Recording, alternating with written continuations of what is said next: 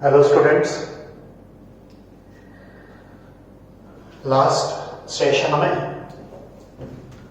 हमने flexible budget complete करके cash budget start किया था। फ्लेक्सिबल बजट कंप्लीट करके कैश बजट स्टार्ट किया था। कैश बजट का मैंने पहला क्वेश्चन आपको पढ़ाया था। अब हम आज सेकंड क्वेश्चन पढ़ते हैं। तो शीट का page number 11, question number 2। ABC company limited has given the following particulars. You are required to prepare a cash budget for the 3 months ending on 31st March. 31st मार्च को and होने वाले 3 महीने का cash budget आपको बनाना है। मतलब आपको जनवरी, फरवरी और मार्च ऐसे 3 महीने का कैश बजट बनाना है। ठीक, अब जनवरी से बजट बनाना है तो जनवरी का ओपनिंग बैलेंस है क्या? देखो तो दिया हुआ नहीं है। ठीक है, दिया है। पॉइंट नंबर 4 देखो, cash balance on 1st January is expected to be 18,000। ठीक, तो लिखिए, हेडिंग डालिए cash budget. Cash budget, cash budget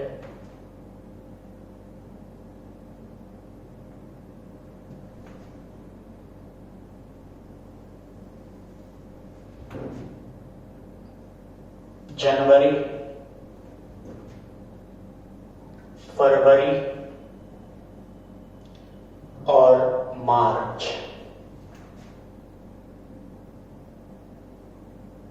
ये 3 महीने का बजट बनाना है। उन्होंने बोला है ऐसे 3 महीने का बजट बनाओ जो 3 महीने 31st मार्च को एंड हो रहे हैं।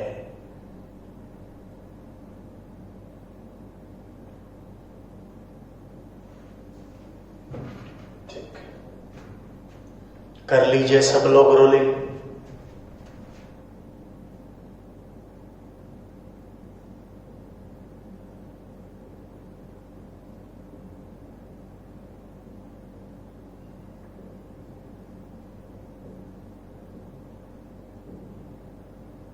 जैसे 3-4 मिनट छोड़कर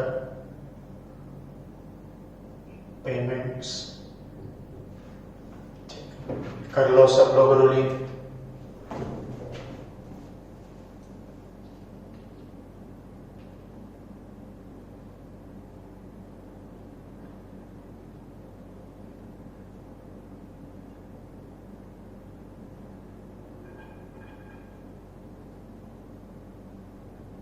ओपनिंग बैलेंस, रिसिप्ट, 4-5 लाइन छोड़कर payment.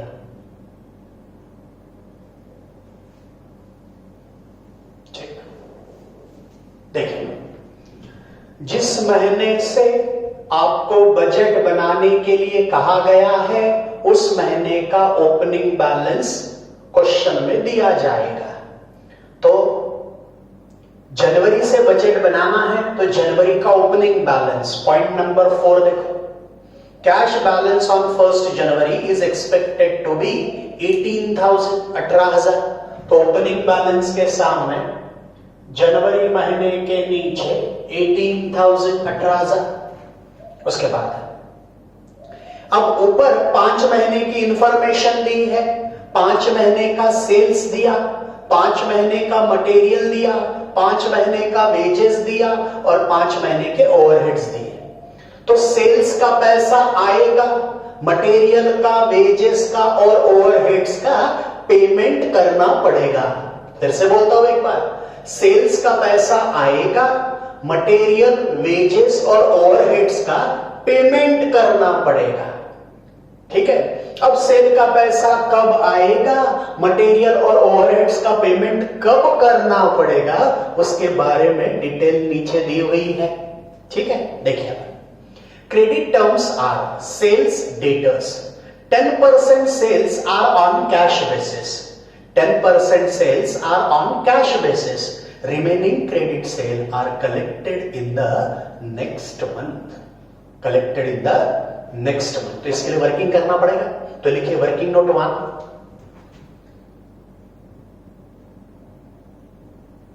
Working note 1 sales months दिया नवंबर, दिसंबर, जनवरी, फरवरी और मार्च। सेल्स, नवंबर का सेल 40,000, दिसंबर का सेल 42,000, जनवरी का सेल 46,000, फरवरी का सेल 50,000 और मार्च का सेल 60,000। मार्च का सेल 60,000। अब ये सेल का पैसा क्या होगा? सेल का पैसा मिलेगा, मतलब सेल का पैसा रिसीव्ड होगा।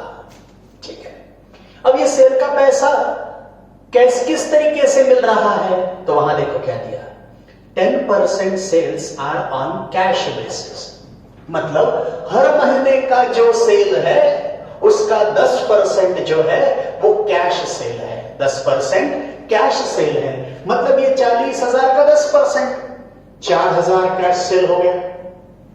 अब 4,000 कैश सेल हुआ, इसका मतलब 36,000 क्रेडिट सेल हो गया। 36,000 क्या हुआ?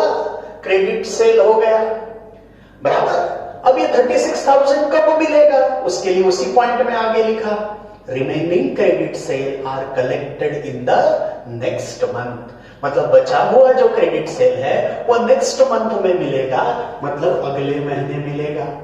तो 36,000 यहां आएगा, तो 4,000 उसी मंथ में, 36,000 नेक्स्ट मंथ में, ऐसा 40,000 मिलेगा। अब दिसंबर का सेल जो है वो 42,000 है, उसका 10%, तो 4,200 उसी मंथ में आएगा। 4,200 उसी मंथ में आएगा, बचा कितना? 37,800। 37,800 वो कब मिलेगा? वो नेक्स्ट मंथ में मिलेगा। तो 37,800 ये नेक्स्ट मंथ में जाएगा। जनवरी का सेल 46,000, जनवरी का सेल 46,000, उसका 10% 4,600, 4,600, बचा हुआ 90%, बचा हुआ 90%, 41,400 ये नेक्स्ट मंथ में जाएगा, मतलब फरवरी में जाएगा, 41,400।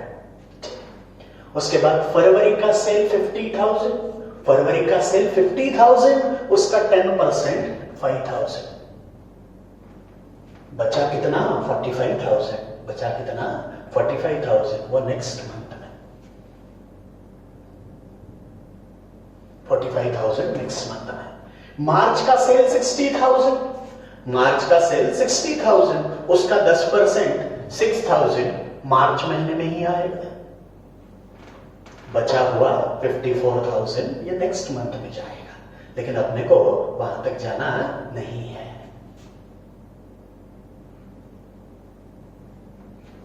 तो यहां 4,000 आएगा, यहां 40,200 आएगा,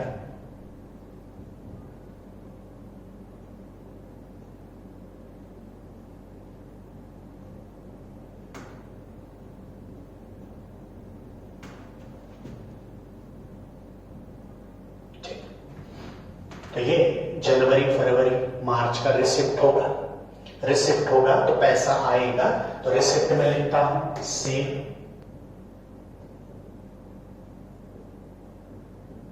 डेटर्स, वर्किंग नोट 1, जनवरी में 42,400, फरवरी में 46,400,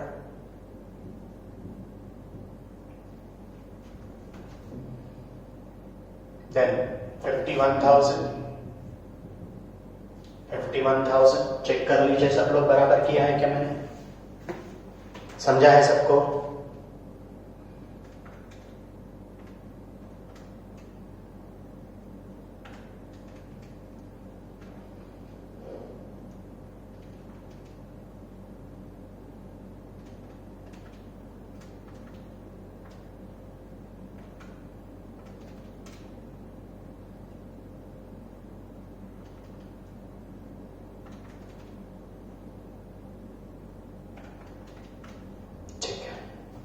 सबको समझा है? सबको समझा है ये? देन आगे क्रेडिटर्स। क्रेडिटर्स मतलब जिसको पैसा देना है। मटेरियल 2 months मतलब जिससे हमने मटेरियल खरीदा उसको हमें 2 महीने बाद पैसे देने पड़ते हैं। तो नवंबर में मैंने 20,400 का मटेरियल खरीदा। नवंबर में मैंने 20,400 का मटेरियल खरीदा, उसका पेमेंट मैं वहां से 2 महीने बाद करूंगा, मतलब जनवरी में करूंगा। कब करूंगा? जनवरी में करूंगा। तो जनवरी के पेमेंट में आएगा, जनवरी के पेमेंट में आएगा मटेरियल।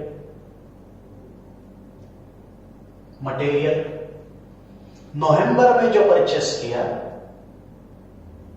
उसका पेमेंट जनवरी में आएगा। दिसंबर में जो परचेस किया उसका पेमेंट फरवरी में जाएगा। और जनवरी में जो परचेस किया उसका पेमेंट मार्च में जाएगा। 19,600 दो महीने बाद।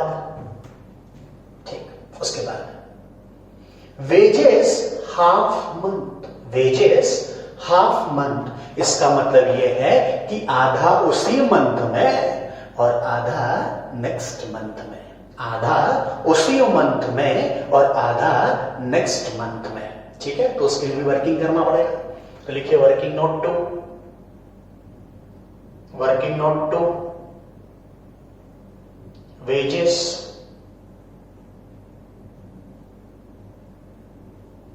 मंथ नवंबर, दिसंबर, जनवरी, फरवरी और मार्च। वेजेस 7,600, 7,600, 8,000, 8,400 और 9,000। वेजेस है तो इसका पैसा देना पड़ेगा, मतलब इसका पेमेंट करना पड़ेगा। ठीक है, तो क्या दिया है? वेजेस हाफ मंथ, मतलब आधा उसी मंथ में और आधा नेक्स्ट मंथ में। आधा उसी मंथ में और आधा नेक्स्ट मंथ में। तो 3,600 का आधा, सॉरी 7,600 का आधा 3,800 आएगा। तो 3,800 उसी मंथ में आएगा और 3,800 नेक्स्ट मंथ में जाएगा। दिसंबर का भी 7,600 है, उसका भी 3,800 उसी मंथ में जाएगा और 3,800 नेक्स्ट मंथ में जाएगा। जनवरी का 8,000, उसका आधा 4,000 उसी मंथ में और 4,000 नेक्स्ट मंथ में जाएगा। फरवरी का 8,400, उसका आधा 4,200 उसी मंथ में आएगा, 4,200 नेक्स्ट मंथ में आएगा। मार्च का 9,000, उसका आधा 4,500 उसी मंथ में आएगा और 4,500 नेक्स्ट मंथ में जाएगा। तो यहां 3,800, यहां 7,600, यहां 7,800, 8,200 और 8,700। वेजेस है तो वर्कर को देना पड़ेगा, तो पेमेंट में लिखना पड़ेगा। तो पेमेंट में लिखता हूं वेजेस, ब्रैकेट में लिखता हूं वर्किंग नोट 2। जनवरी में पेमेंट करूंगा 7,800 का, फरवरी में पेमेंट करूंगा 8,200 का, मार्च में पेमेंट करूंगा 8,700 का। ये भी समझ में आ गया होगा। Then overheads 1 month. Overheads 1 month, तो ओवरहेड्स एक एक महीने बाद पे होंगे, मतलब नवंबर के दिसंबर में, दिसंबर के जनवरी में, दिसंबर के जनवरी में। तो यहां लिखता हूं ओवरहेड। दिसंबर का जनवरी में जाएगा। दिसंबर का ओवरहेड 4,200, इसका पेमेंट जनवरी में करना पड़ेगा। जनवरी का 4,600, ये फरवरी में करना पड़ेगा। फरवरी का 4,800, ये मार्च में करना पड़ेगा। ठीक, ये भी समझ में आ गया होगा। उसके बाद cash balance on 1st January is expected to be 18,000, वो मैंने यहां लिख दिया है। Then the monthly instalment of machine ₹5,000 is payable from January onwards, मतलब जनवरी महीने से आगे हर महीने मशीनरी का 5,000 5,000 5,000 इंस्टॉलमेंट क्या करना पड़ेगा, पे करना पड़ेगा। तो पेमेंट में लेना पड़ेगा machinery,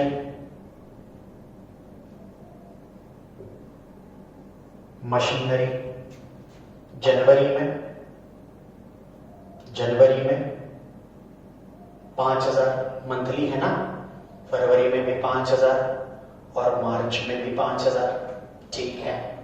then dividend ₹30,000 is payable on preference shares in March, मार्च महीने में प्रेफरेंस शेयर्स पर 30,000 का डिविडेंड देना है। डिविडेंड देना है मतलब डिविडेंड का पेमेंट करेंगे, तो पेमेंट में लिखेंगे डिविडेंड। कौन से महीने में, मार्च महीने में। कितना करना है,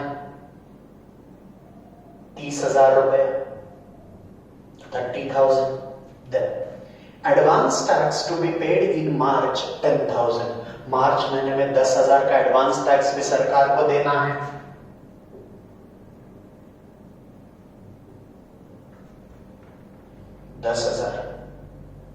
ठीक है, समझाइए। अब वहां दी हुई सारी इंफॉर्मेशन हो गई है, अब इसको क्लोज करेंगे।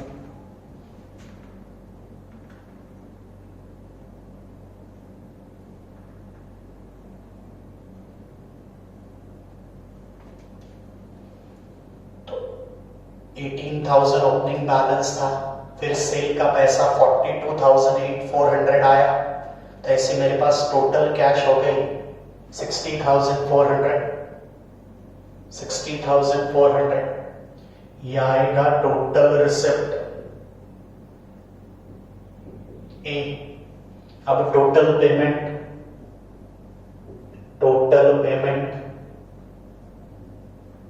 अब जनवरी महीने में 20,400, 7,800, 4,200 और 5,000, तो ऐसा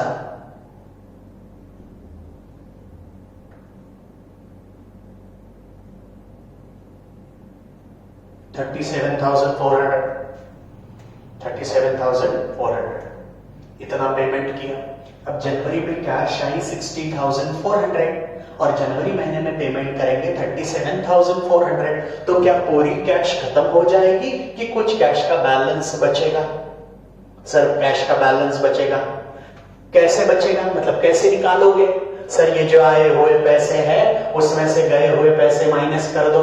मतलब ही क्या कर रहे हो, टोटल रिसिप्ट में से टोटल पेमेंट माइनस कर रहे हो, मतलब ही ए में से बी माइनस कर रहे हो। तो ए में से बी माइनस कर देते हैं तो बचता है 23,000। ये जनवरी महीने के आखिरी में बचा है, इसीलिए हम उसको क्लोजिंग बैलेंस कहेंगे। कैसे आया? रिसिप्ट माइनस पेमेंट, मतलब ए माइनस बी, तो 23,000। अब जनवरी का जो क्लोजिंग बैलेंस है वो फरवरी का ओपनिंग बैलेंस बनेगा। तो ये 23,000 यहां ला लीजिए। तो 23,000 प्लस 46,400, तो ये आएगा 69,400। 69,400। अब ये 800, 8 प्लस 4 12, 12 प्लस 5 17, तो 37,800।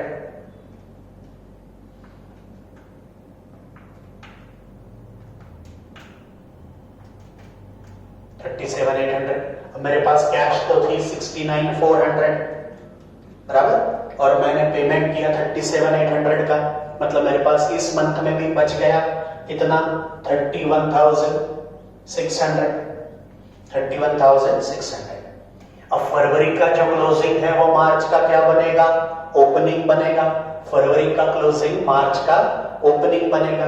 तो ये 31,400 यहां पर भी आएगा।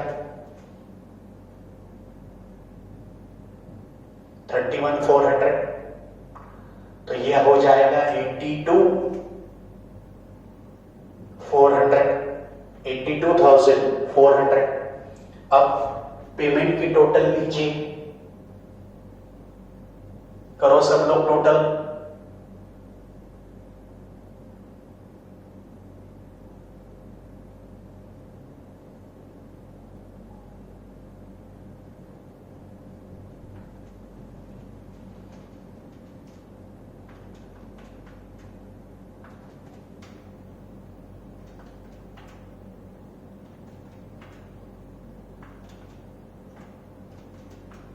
ठीक, अब कैश थी मेरे पास 82,400, तो 4,300 का मेरे पास क्लोजिंग बैलेंस बच रहा है।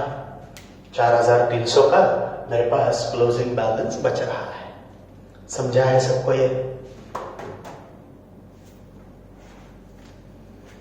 ये हो आपका क्वेश्चन नंबर 2। ठीक है, अब क्वेश्चन नंबर 4 देखिए। Question number 4,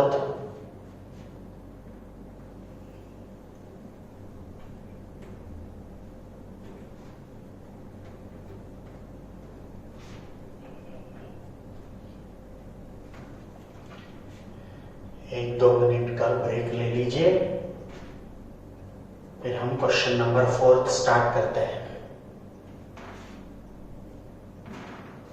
question number 4 start करते हैं, एक दो मिनट का ब्रेक ले लीजिए।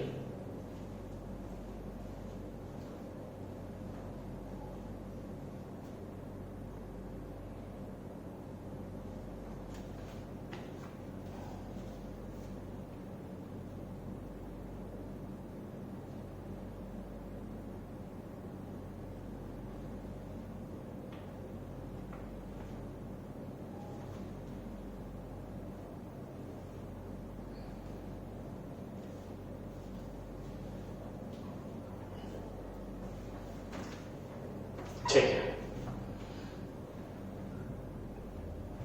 देखिए क्वेश्चन नंबर 4, शीट का question number 4। From the following forecast of income and expenditure prepare a cash budget for the month commencing 1st June when the bank balance was 1 lakh. मतलब आपको 3 महीने का कैश बजट बनाना है। Prepare the cash budget for the month commencing from 1st June। तो वहां information जो है वो जून जुलाई अगस्त तक की है, मतलब फिर से 3 महीने का बनाना है, जून जुलाई अगस्त। तो लिखिए cash budget, cash budget, cash budget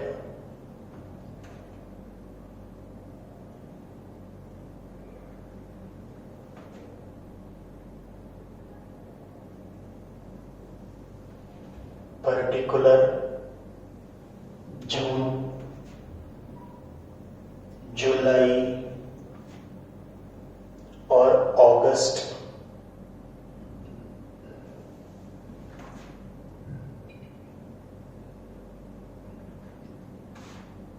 particular जून जुलाई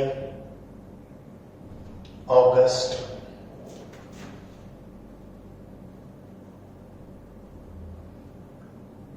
ओपनिंग बैलेंस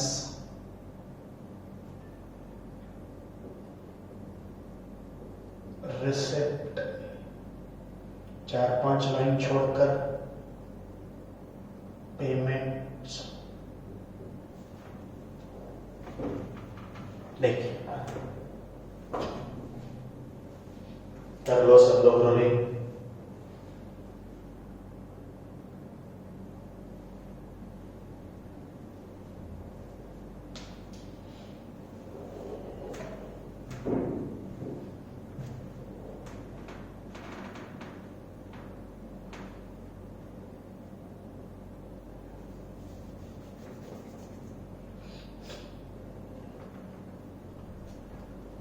ठीक है, देखिए जून महीने से बजट बनाना है तो जून का ओपनिंग बैलेंस वहां दिया है। When the bank balance was ₹1 lakh, तो जून महीने के नीचे ओपनिंग बैलेंस के सामने 1 लाख रुपया लिख देता हूं। ठीक, अब मंथ्स दिए हैं अप्रैल, मई, जून, जुलाई, अगस्त। सेल्स दिया है, परचेसेस है, वेजेस है, फैक्ट्री एक्सपेंसेस है, एडमिनिस्ट्रेशन एंड सेलिंग एक्सपेंसेस है। ठीक है, वो सारे एक्सपेंसेस है। अब सेल का पैसा आएगा, परचेसेस का, वेजेस का, फैक्ट्री एक्सपेंसेस का और सेलिंग एक्सपेंसेस का पेमेंट करना पड़ेगा। अब वो पेमेंट कब करना है और किस तरीके से करना है उसके बारे में नीचे जानकारी दी है।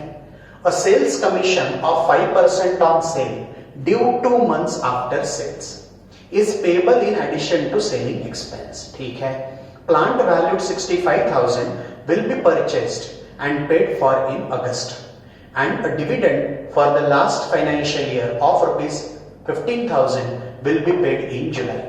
There is a 2 months credit period allowed to customer and received from supplier.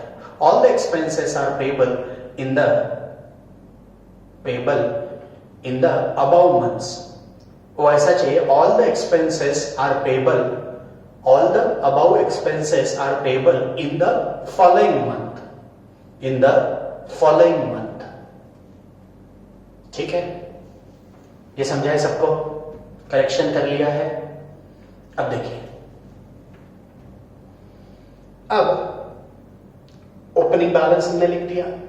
अब नीचे दिया हुआ पॉइंट नंबर 1 देखो, sales commission of 5% on sales due 2 months after sales is payable in addition to the selling expenses. ठीक है, इसको सबसे आखिरी में करेंगे। Plant valued rupees 65,000.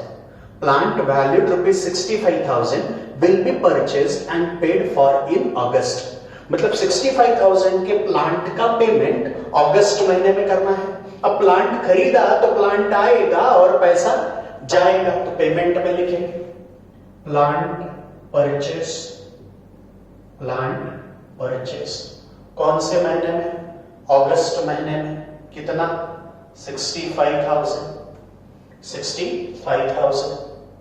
ठीक, उसके बाद and the dividend for the last financial year of rupees 15,000 will be paid in July. जुलाई महीने में डिविडेंड पे करना है 15,000, तो पेमेंट में आएगा डिविडेंड कौन से महीने में? जुलाई महीने में। कितना? 15,000, 15,000। There is a 2 months credit period allowed to customer. Customer मतलब जिनको हमने क्रेडिट पर सेल किया, जिनको हमने क्रेडिट पर सेल किया उनको हमने क्या किया? 2 महीने का क्रेडिट पीरियड अलाउ किया। तो मैंने अप्रैल में 80,000 का सेल किया, अप्रैल में 80,000 का सेल मैंने किया। यदि मैं 1 महीने की उधारी में बेचता तो अप्रैल के सेल का पैसा मुझे मई में मिलता, लेकिन मैंने 2 महीने का क्रेडिट पीरियड दिया तो अप्रैल के सेल का पैसा मुझे जून में मिलेगा, अप्रैल के सेल का पैसा मुझे जून में मिलेगा। तो जून महीने में पैसा आएगा सेल का, लेकिन कौन से महीने का? अप्रैल का 80,000। मई का जो है वो जाएगा जुलाई में 76,500 और जून का जो सेल है 78,500 उसका पेमेंट मिलेगा 78,500 का कब? अगस्त में। ठीक है, अप्रैल के सेल का पैसा जून में, मई के सेल का पैसा जुलाई में और जून के सेल का पैसा अगस्त में। ठीक,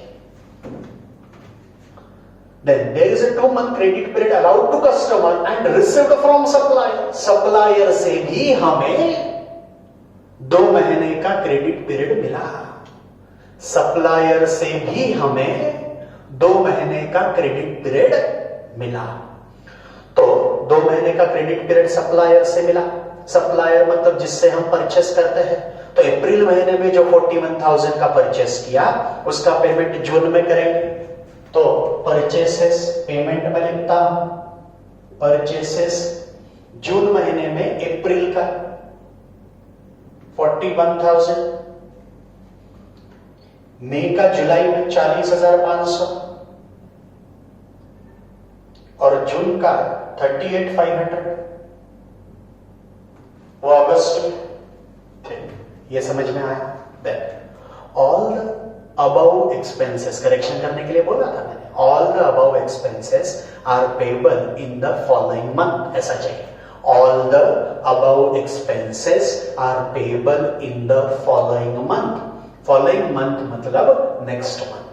ऑल द अबव एक्सपेंसेस मतलब वेजेस हो गया, फैक्ट्री एक्सपेंस हो गया, एडमिनिस्ट्रेशन और सेलिंग का एक्सपेंस हो गया, वो फॉलोइंग मंथ में पे करेंगे। फॉलोइंग मंथ में पे करेंगे मतलब नेक्स्ट मंथ में पे करेंगे। तो लिखिए वेजेस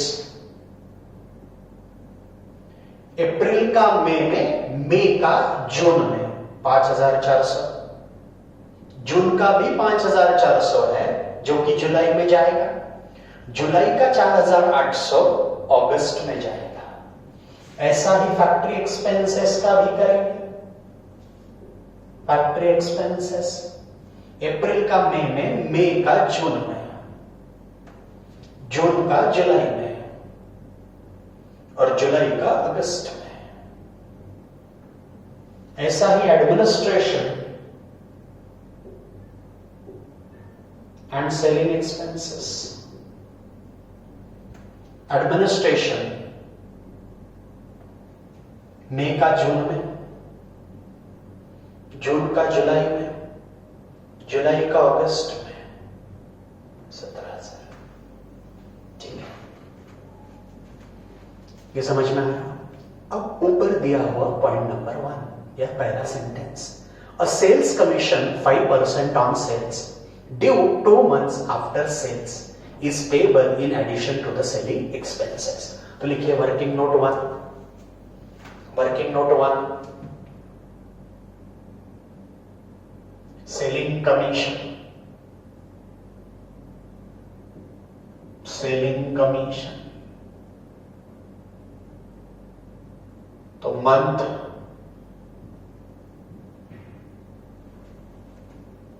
अप्रैल से दिए हैं, तो अप्रैल, मई, जून, जुलाई और अगस्त।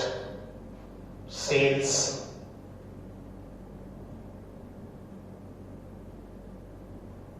सेल्स कितना है?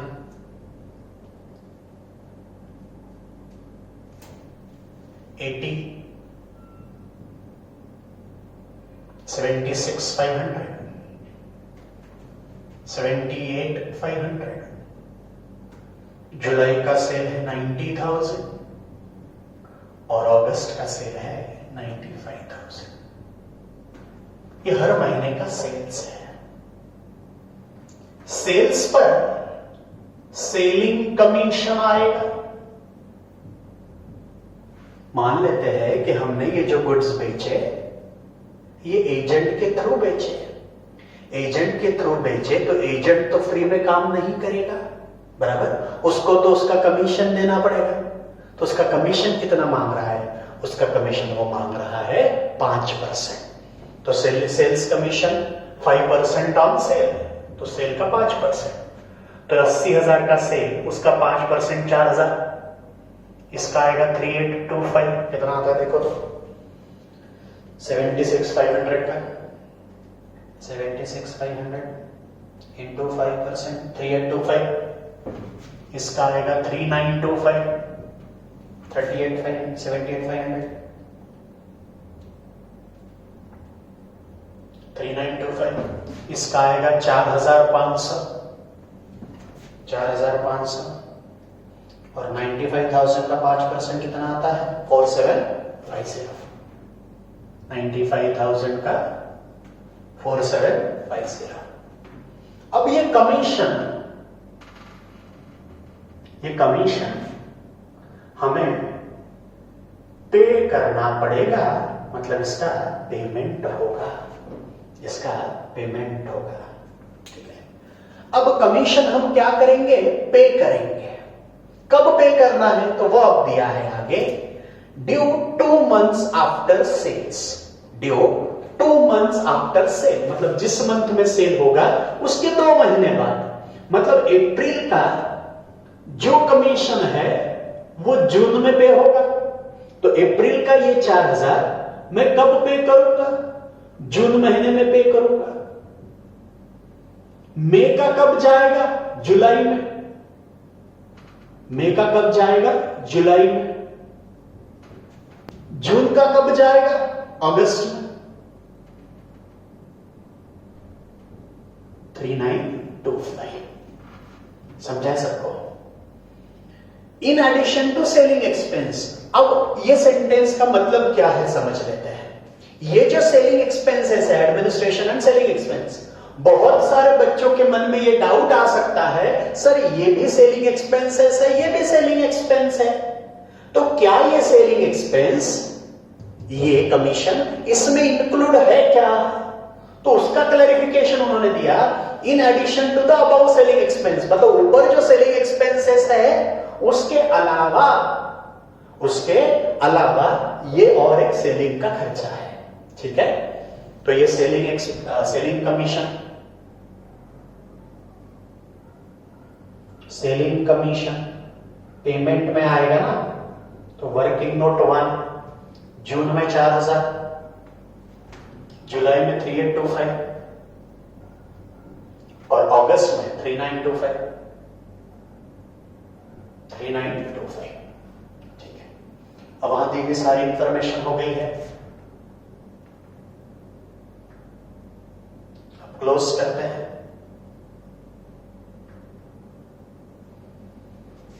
सबसे पहले रिसिप्ट की टोटल, तो टोटल रिसिप्ट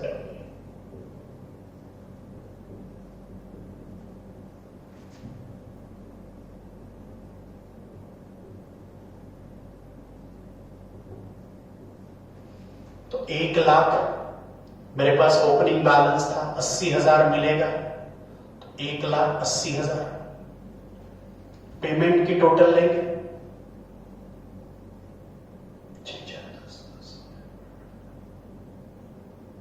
68,600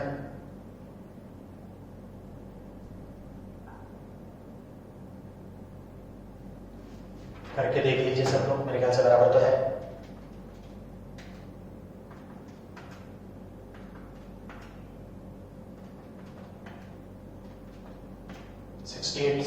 बराबर। मेरे पास कैश आई थी 1,80,000 और मैंने पेमेंट किया 68,600 का, तो मेरे पास से पूरा पैसा तो नहीं गया, कुछ पैसा बच गया। कितना बचा? 1,11,400। ये जून महीने के आखिरी में बचा, मतलब ये जून का क्लोजिंग बैलेंस आएगा, जून का क्लोजिंग बैलेंस आएगा, जो कि आएगा रिसिप्ट माइनस पेमेंट, मतलब ए माइनस बी। ठीक, अब जून का जो क्लोजिंग है वो जुलाई का ओपनिंग बनेगा, जून का क्लोजिंग जुलाई का क्या बनेगा? ओपनिंग। तो ये 1,11,400, तो ये 900 करो रिसिप्ट की टोटल, 900 7 8, तो 187,900 पेमेंट की टोटल करो,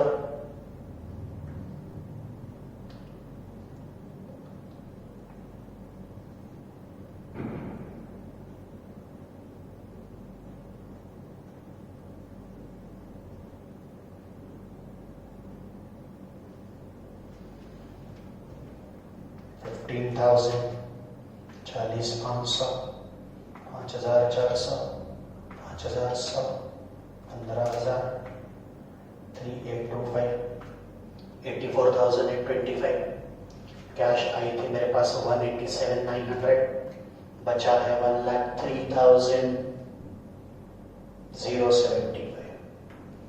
अब जुलाई का क्लोजिंग, अगस्त का ओपनिंग आएगा 1,03,075, 1,03,075।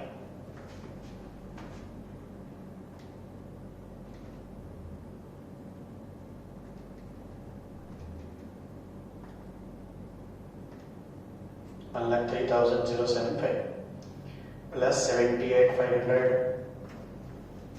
तो 1,81,000, 1,81,575 पेमेंट की टोटल, 1,81,575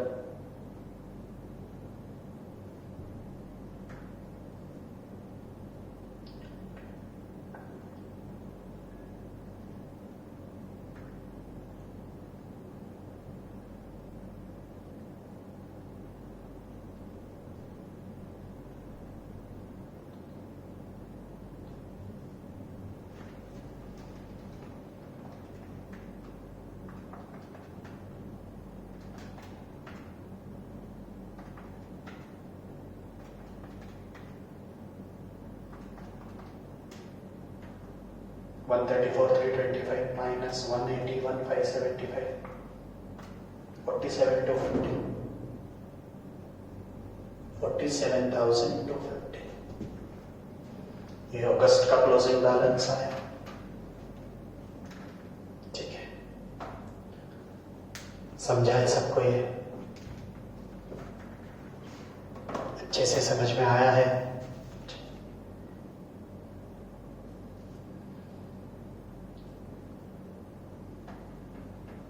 देख लीजिए, यदि किसमें कुछ डाउट होगा तो वो ग्रुप पर शेयर कीजिएगा, देख लो एक बार।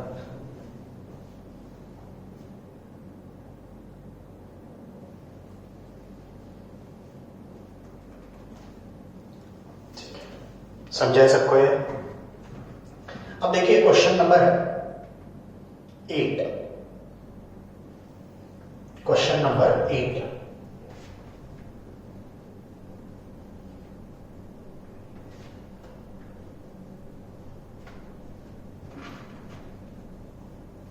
Question number 8।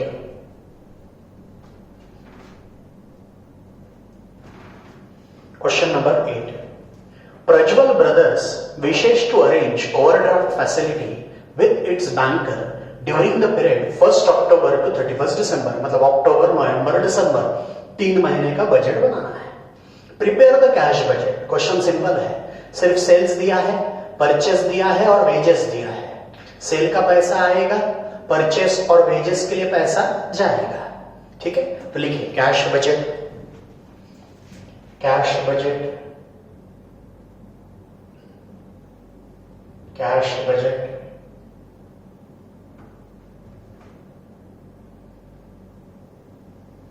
पर्टिकुलर अक्टूबर नवंबर और दिसंबर।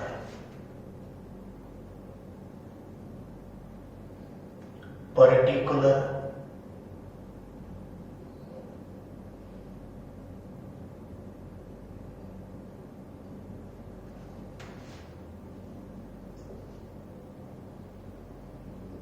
opening balance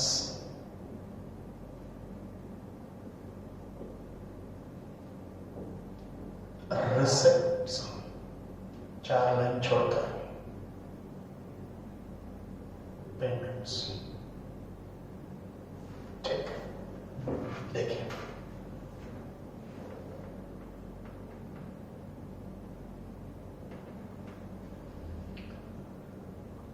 हो गया क्या रोलिंग सबका? कर लीजिए सब लोग पहले रोलिंग। अब जिस मंथ से बजट बनाना है उस मंथ का ओपनिंग बैलेंस क्वेश्चन में है क्या, चेक करते हैं।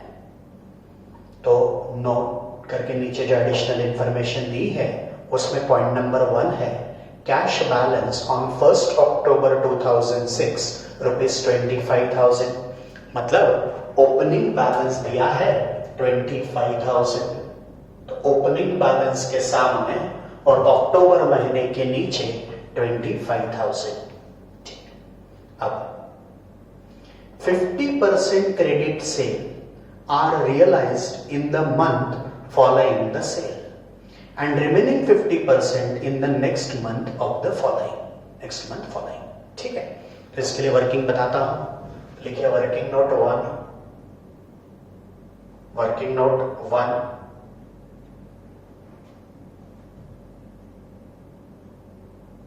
सेल्स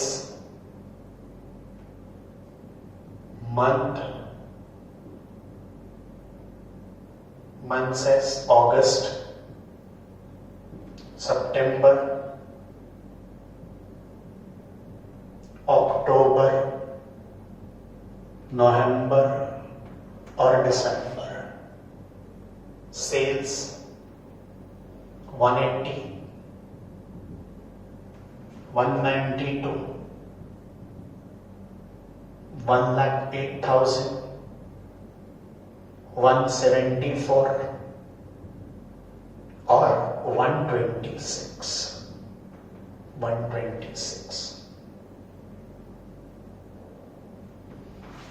सेल्स का पैसा मिलेगा मतलब रिसीव्ड होगा, सेल्स का पैसा मिलेगा मतलब रिसीव्ड होगा।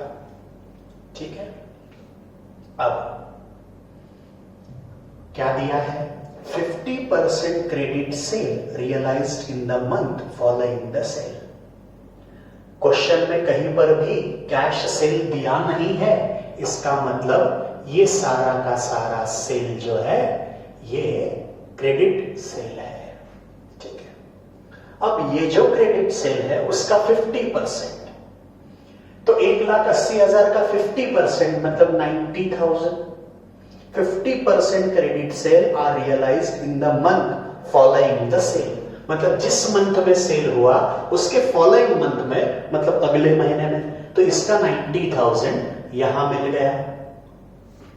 अभी भी 90,000 बचा है मतलब 50% बचा है, उसके लिए क्या बोला है, and remaining 50% in the next month of the following, मतलब ये जो फॉलोइंग मंथ है उसके नेक्स्ट मंथ में, मतलब अक्टूबर में 90,000 आएगा, तो ऐसा 90,000 सितंबर में, 90,000 अक्टूबर में, ऐसा अगस्त का 1,80,000 मिल गया। क्लियर। सितंबर का 192 का आधा कितना आएगा, 96,000 करो, 192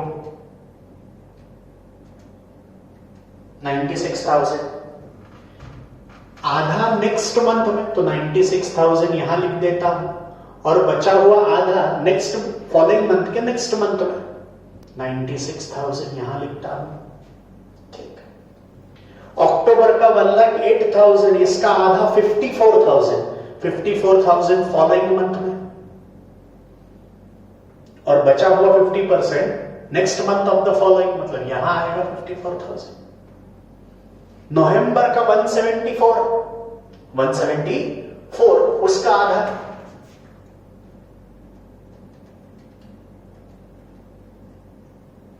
कितना, 87,000, बचा हुआ 87,000 नेक्स्ट मंथ में जाएगा। ठीक, अब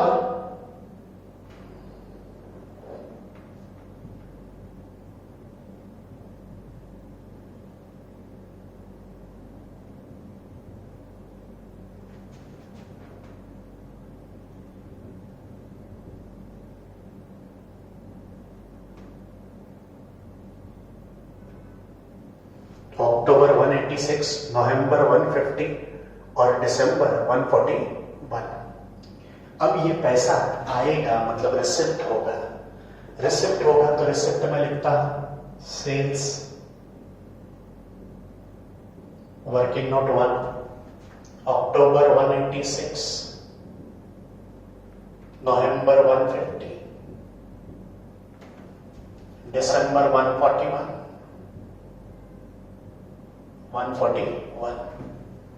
ठीक है, ठीक, ये समझा सबको। अगला point, creditors are paid in the month following the month of purchase, मतलब जिस मंथ में आप परचेस कर रहे हो उसके फॉलोइंग मंथ में, मतलब नेक्स्ट मंथ में क्या करना है, पेमेंट करना है। जिस मंथ में आप परचेस कर रहे हो उसके नेक्स्ट मंथ में पे करना है। मतलब अगस्त में जो परचेस किया उसका पेमेंट आप सितंबर में करोगे, सितंबर में जो परचेस किया उसका पेमेंट आप अक्टूबर में करोगे। तो पेमेंट में लिखना पड़ेगा, परचेस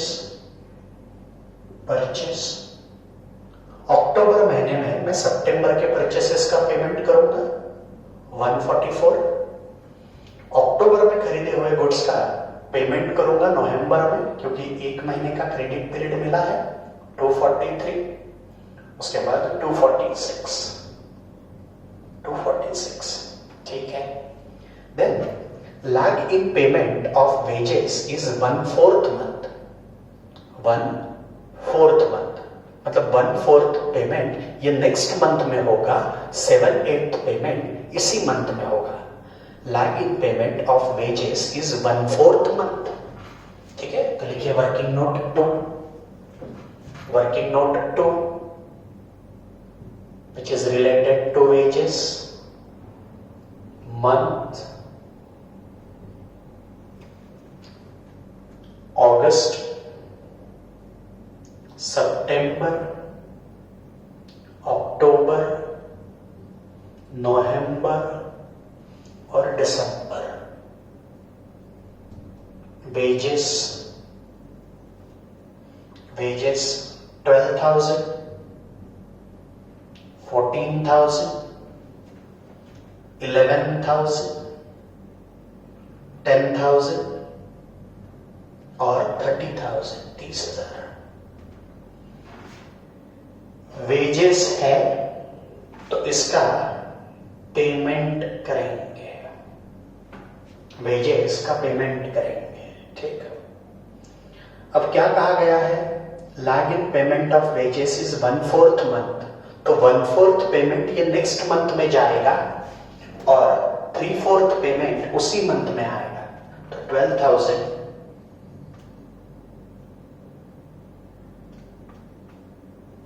1/4 3,000 नेक्स्ट मंथ में आएगा. इसका मतलब 9,000 उसी मंथ में आएगा. 9,000 उसी मंथ में आएगा. उसके बाद 14,000 का 1/4 नेक्स्ट मंथ में 3,500. तो बचा हुआ 10,500 उसी मंथ में आएगा. 11,000 का 1/4 2750 उसी मंथ में आएगा. तो 11,000 तो 8250. 10,000 का 1/4 2,500 अगले मंथ में. 7,500 उसी मंथ में. 30,000 का 1/4 7,500 अगले मंथ में. तो 22,500 इसी मंथ में.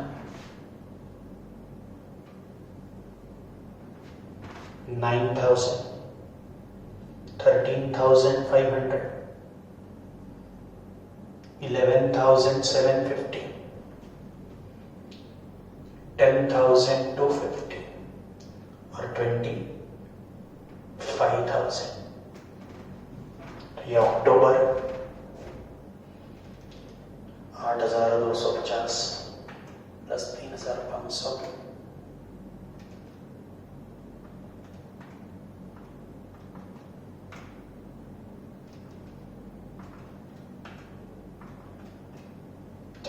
तो वेजेस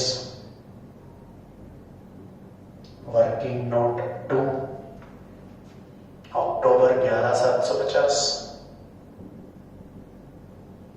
नवंबर 10,250,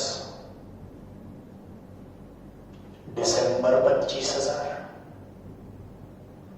दिसंबर 25,000.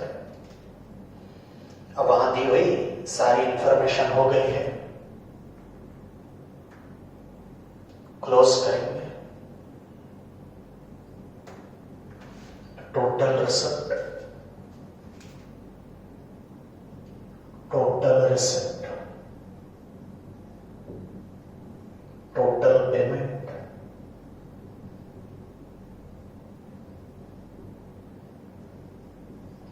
अक्टूबर महीने में मेरे पास 25,000 की कैश थी.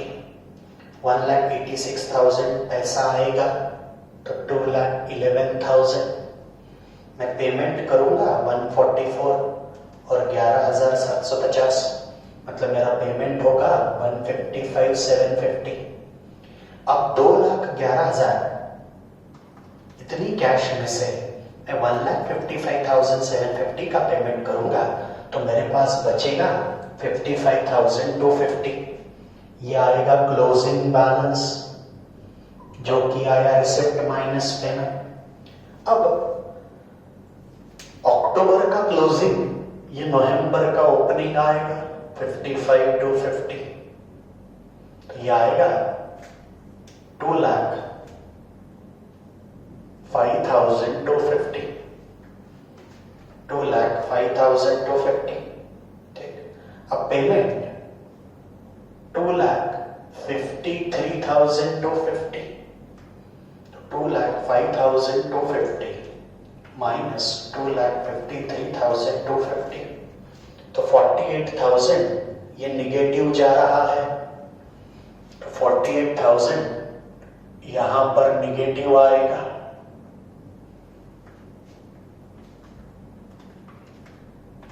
$93,000 का रिसिप्ट पेमेंट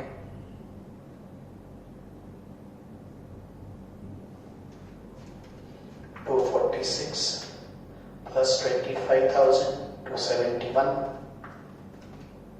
तो 1,78,000 का ये भी निगेटिव जा रहा है। ठीक है, ये माइनस है 48,000, तो यहां से वो माइनस होगा, इसलिए 93,000 लिया है।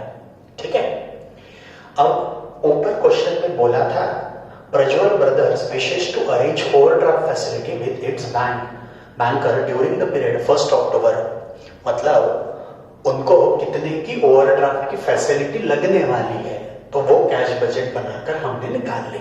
तो नवंबर महीने में उनको ओवरड्राफ्ट लेना पड़ेगा 48,000, क्योंकि नवंबर महीने में रिसिप्ट कम है और पेमेंट ज्यादा है, तो ओवरड्राफ्ट लगेगा, मतलब बैंक से एक्सेस पैसा निकालना पड़ेगा। और दिसंबर में भी ओवरड्राफ्ट की जरूरत पड़ेगी 1,78,000। समझा है सबको? अब ऐसा ही एक क्वेश्चन आप सॉल्व करेंगे जो कि है क्वेश्चन नंबर 9। क्वेश्चन नंबर 9 आज हमने इसके पहले जो क्वेश्चन किया क्वेश्चन नंबर 4 सेम वैसा ही है क्वेश्चन नंबर 9।